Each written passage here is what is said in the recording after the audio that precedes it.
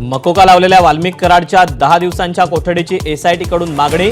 सरपंच हत्येच्या दिवशी मारेकऱ्यांचं कराडसोबत बोलणं झाल्याचा कोर्टात दावा। दोन्ही बाजूंचा युक्तिवाद पूर्ण।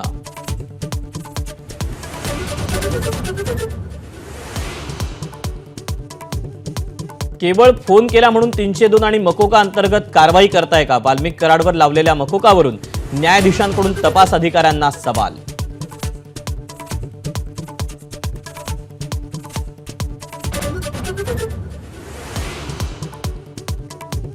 वाल्मिक कराडच्या पांगरी गावात 3 वेगवेगळी आंदोलनं। मोबाईल टॉवर, पाण्याची टाकी आणि रस्त्यावर कराड समर्थक एकवटले। आत्मदहनाचाही प्रयत्न।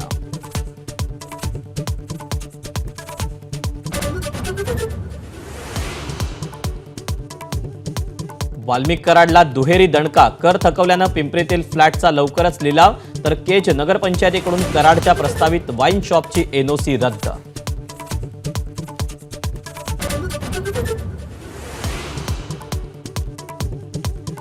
कराडवर खंडणीचे गुन्हे असतील तर अजून ईडी का सक्रिय नाही? सुप्रिया सुळेंचा सवाल। बीडमधील घडामोडींबाबत मुख्यमंत्र्यांची भेट घेणार असल्याचीही माहिती।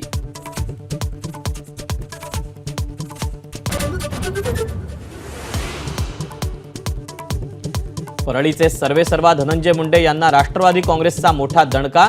वाल्मिक कराड, विष्णू चाटेंच्या कारवायांनी बदनाम झालेली राष्ट्रवादीची जिल्हा कार्यकारिणी तटकरेंकडून बरखास्त।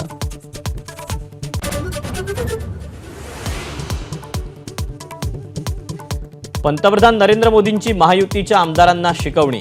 लोकहिताची कामं कशी करावीत याचं मार्गदर्शन। तर राज ठाकरेंच्या गुजरात दौऱ्याचं उदाहरण देत दिला अभ्यास दौरे करण्याचा सल्ला।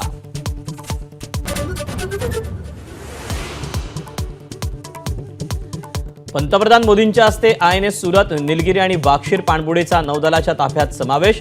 संरक्षण मंत्री राजनाथ सिंग यांची उपस्थिती। नौदलाच्या सामर्थ्याची मोदींकडून प्रशंसा।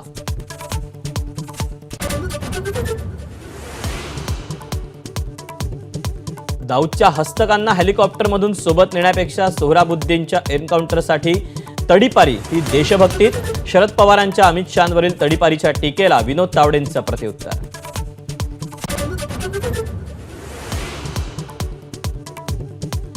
रामललाच्या प्रतिष्ठापनेनंतर देशात खरं स्वातंत्र्य म्हणणाऱ्या मोहन भागवतांवर राहुल गांधींचा हल्लाबोल।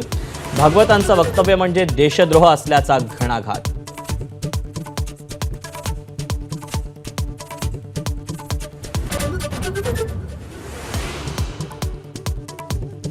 काँग्रेसच्या इंदिरा भवन या नव्या मुख्यालयाचं उद्घाटन। मुख्यालयाबाहेर मनमोहन सिंग भवनची पोस्टर्स। भाजपचं कारस्थान असल्याचा काँग्रेसचा आरोप।